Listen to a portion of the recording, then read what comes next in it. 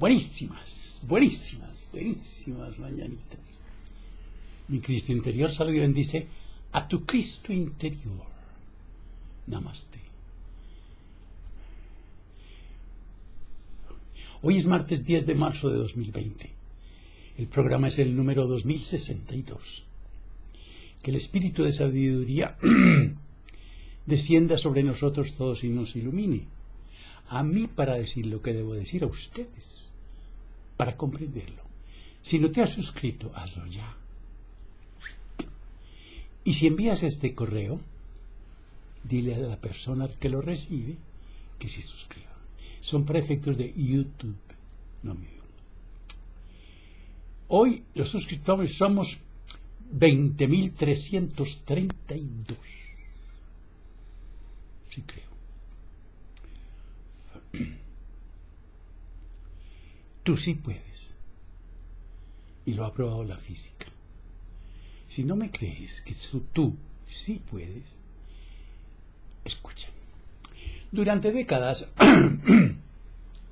los poderes de la mente han sido temas asociados al mundo esotérico, como los locos, como si fuera de locos.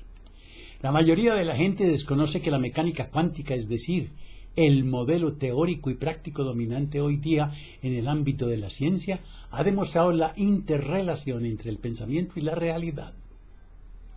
Que cuando creemos que podemos, en realidad, podemos. Yo soy muy bueno para eso. Sorprendentes experimentos en los laboratorios más adelantados del mundo corroboran esta creencia. Perdón, necesito algo. Perdón. El estudio sobre el cerebro ha avanzado mucho en las últimas décadas mediante las tomografías. Son fotografías del tomo. No sé. Conectando electrodos a este órgano se determina dónde se produce cada una de las actividades de la mente.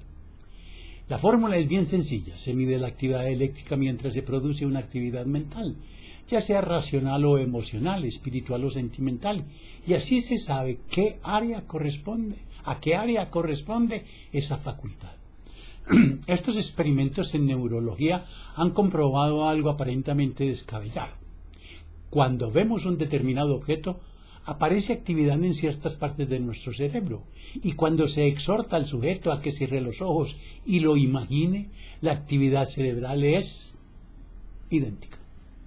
Entonces, si el cerebro refleja la misma actividad cuando ve que cuando siente, llega la gran pregunta: ¿cuál es la realidad? La solución es que el cerebro no hace diferencias entre lo que ve y lo que imagina, porque las mismas redes neuronales están implicadas para el cerebro. Para el cerebro es tan real lo que ve como lo que siente, afirma el bioquímico y doctor en medicina quiropráctica Joe Dispenza en el libro ¿Y tú qué sabes? Yo tengo otro libro de Dispenza, este no. En otras palabras, que fabricamos nuestra realidad desde la forma en que procesamos nuestras experiencias, es decir, mediante nuestras emociones. En un pequeño órgano llamado hipotálamo se fabrican las respuestas emocionales. Allí, en nuestro cerebro, se encuentra la mayor farmacia que existe, donde se crean unas partículas llamadas péptidos, pequeñas secuencias de aminoácidos que combinadas crean las neurohormonas o neuropéptidos. Todos los días se aprende. Ellas son los responsables de las emociones que sentimos diariamente. Según John Hagelin, profesor de física y director del Instituto para la Ciencia, la Tecnología y la Política Pública de la Universidad Maharaji, dedicado al desarrollo de teorías del campo unificado cuántico, hay química para la rabia, para la felicidad, para el sufrimiento, para la envidia. Esos puntos suspensivos a mí me dicen, hay más. En el momento en que sentimos una determinada emoción, el hipotálamo descarga esos péptidos, liberándolos a través de la glándula pituitaria hasta la sangre, que conectará con las células que tienen esos receptores en el exterior.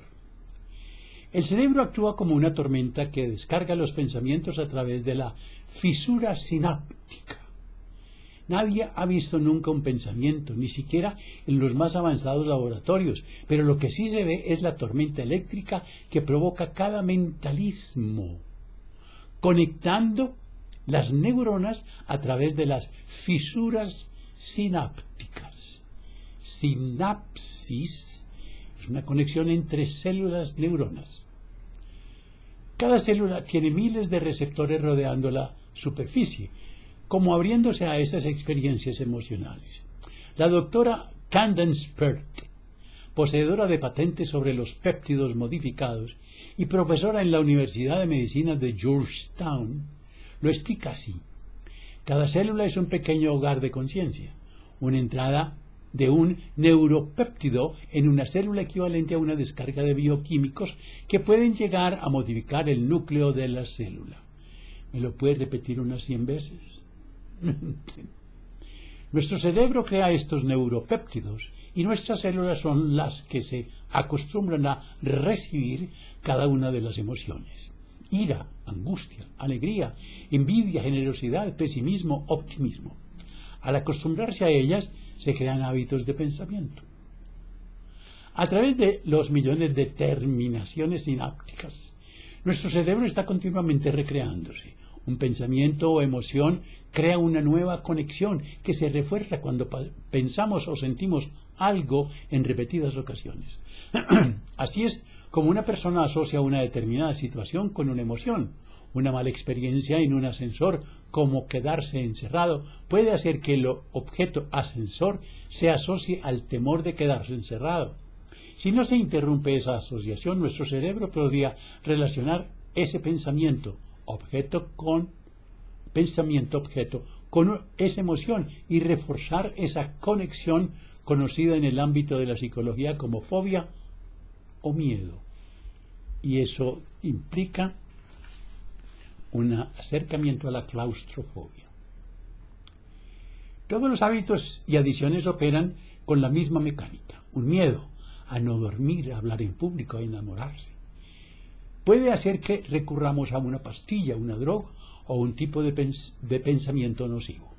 El objetivo inconsciente es engañar a nuestras células con otra emoción diferente, generalmente algo que nos excite, distrayéndonos del miedo. De esta manera, cada vez que volvamos a esa situación, el miedo nos conectará inevitablemente con la solución, es decir, con la adicción. Detrás de cada adicción, drogas, personas, bebida, juegos, sexo, televisión, hay pues un miedo insertado en la memoria celular. La buena noticia es que en cuanto rompemos ese círculo vicioso, en cuanto quebramos esa conexión, el cerebro crea otro puente entre neuronas que es el pasaje a la liberación. Porque como ha demostrado el Instituto Tecnológico de Massachusetts, en sus investigaciones con lamas budistas en estado de meditación, nuestro cerebro está permanentemente rehaciéndose, incluso en la ancianidad. Por ello, se puede desaprender y reaprender nuevas normas de vivir las emociones. Los experimentos en el campo de las partículas elementales han llevado a los científicos a reconocer que la mente es capaz de crear. En palabras de Amit Goswami, profesor de física en la Universidad de Oregón, el comportamiento de las micropartículas cambia dependiendo de lo que hace el observador. Cuando el observador mira, se comporta como una onda, cuando no lo hace, como una partícula. Ello quiere decir que las expectativas del observador influyen en la realidad de los laboratorios, y cada uno de nosotros está compuesto de millones de átomos. 100.000 millones, dice un autor, Carl Sagan. Traducido al ámbito de la vida diaria, esto nos llevaría a que nuestra realidad es, hasta cierto punto, producto de nuestras propias expectativas. Si una partícula, la mínima parte de materia que nos compone, puede comportarse como materia o como onda, nosotros podemos hacer lo mismo. Voy a principiar a entrenar mañana. Los sorprendentes experimentos del científico japonés Masaru Emoto con las moléculas de agua han abierto una increíble puerta a la posibilidad de que nuestra mente sea capaz de crear la realidad. Armado de un potente microscopio electrónico con una diminuta cámara, Emoto fotografió las moléculas procedentes de aguas contaminadas y de manantial. Las metió en una cámara frigorífica para que se helaran y así consiguió fotografiarlas. Lo que encontró fue que las aguas puras creaban cristales de una belleza inconmensurable, mientras que las sucias solo provocaban caos. Más tarde procedió a colocar palabras como amor o te odio, encontrando un efecto similar. El amor provocaba formas moleculares bellas, mientras que el odio generaba caos. Por último, probó a colocar música relajante, música folk o música thrash metal, con el resultado del caos que se pudieron ver en las fotografías. La explicación biológica a este fenómeno es que los átomos que componen las moléculas, en este caso los dos pequeños de hidrógeno y uno grande de oxígeno, se pueden ordenar de diferentes maneras, armoniosa o caóticamente. Si tenemos en cuenta que el 80% de nuestro cuerpo es agua, entenderemos cómo nuestras emociones, nuestras palabras y hasta la música que escuchamos influyen en nuestra realidad, sea más o menos armoniosa. Nuestra estructura interna está relacionando a todos los estímulos exteriores, reorganizando los átomos de las moléculas.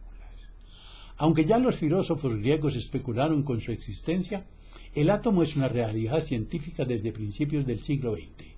La física atómica dio paso a la teoría de la relatividad y de ahí a la física cuántica. En las escuelas de todo el mundo se enseña hoy día que el átomo está compuesto por partículas de signo positivo, protones, y neutras, neutrones, en su núcleo y de signo negativo, electrones, girando a su alrededor. Su organización recuerda extraordinariamente al universo, unos electrones, planetas, girando alrededor de un sol o núcleo, protones y neutrones. Lo que la mayoría desconocíamos es que la materia de la que se componen los átomos prácticamente es inexistente. En palabras de William Tyler, profesor emérito de Ingeniería y Ciencia de la Materia en la Universidad de Stanford, yo estoy ahí. La materia no es estática o predecible. Dentro de los átomos y moléculas, las partículas ocupan un lugar insignificante. El resto es vacío. En otras palabras, que el átomo no es una realidad terminada, sino mucho más maleable de lo que pensábamos. El físico Amit Goswami es rotundo. Heisenberg, el codescubridor de la mecánica cuántica, fue muy claro al respecto. Los átomos no son cosas, son tendencias. Así que en lugar de pensar en átomos como cosas, tienes que pensar en posibilidades, posibilidades de la conciencia. La física cuántica solo calcula posibilidades, así que la pregunta viene rápidamente a nuestras mentes. ¿Quién elige de entre esas posibilidades para que se produzca mi experiencia actual? La respuesta de la física cuántica es rotunda. La conciencia está envuelta. El observador no puede ser ignorado.